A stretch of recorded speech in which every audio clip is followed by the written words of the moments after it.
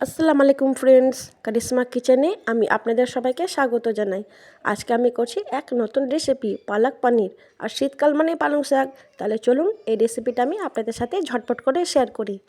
আমি এখানে পালং শাক পরিষ্কার করে ধুয়ে বেছে রেখেছি। পনিরটাকে আমি সাইজে কেটে নিয়েছি। এদিকে জল আমাদের ফুটে উঠেছে। সমস্ত পালং শাক আমি জলের মধ্যে দিয়ে হালকা করে নাড়াচাড়া করব।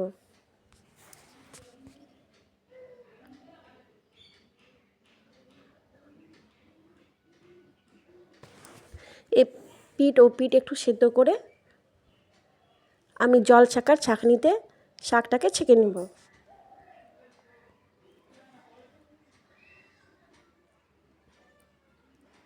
শাকটাকে আমি ঠান্ডা হতে দেব। শাকটা আমাদের ঠান্ডা হয়ে গেছে। একটা মিক্সি গ্রাইন্ডারে আমি এটাকে পেস্ট করে নেব।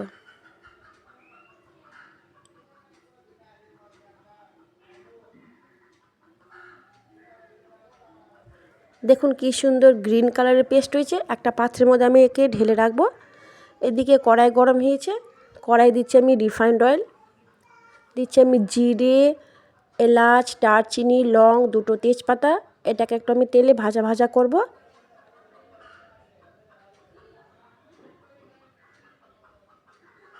তারপরে কেটে রাখা পেঁয়াজ কুচি দিয়ে আমি ভাজা ভাজা করব।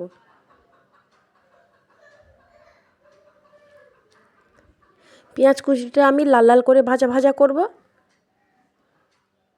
হয়ে গেছে ভাজা। দিচ্ছি আমি সামান্য আদা রসুন জিরার পেস্ট, পরিমাণ মতো লবণ, হলুদ আর কাশ্মীরি লাল লঙ্কার গুঁড়ো। সব উপকরণকে আমি ভালো করে কষিয়ে নেব। সব উপকরণ ভালো করে কষানো হয়ে গেছে। দিয়ে দিচ্ছি আমি দুটো টমেটো পিউরি।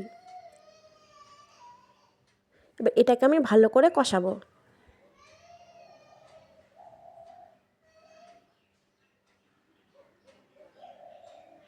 এখানে কষানো হয়ে গেছে, চারিদিক দিয়ে তেলও বেরিয়ে এসেছে। এই সময় আমি পালং পেস্টটা দিয়ে দিব। এবার ভালো করে একটু নাড়াচাড়া করব।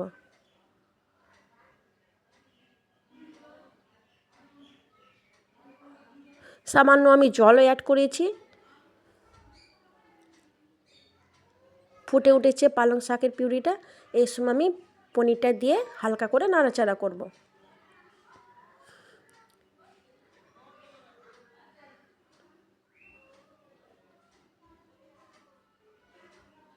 দেখুন কি সুন্দর রেডি হয়েছে আমাদের পালক পনির।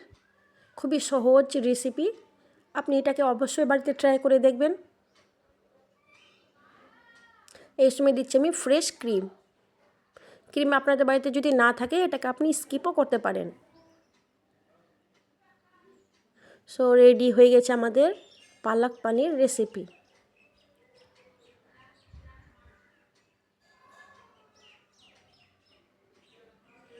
এই রেসিপি যদি আপনাদেরকে ভালো লাগে প্লিজ একটা লাইক করবেন, শেয়ার করবেন এবং চ্যানেলটা সাবস্ক্রাইব করে আমার পাশে থাকবেন।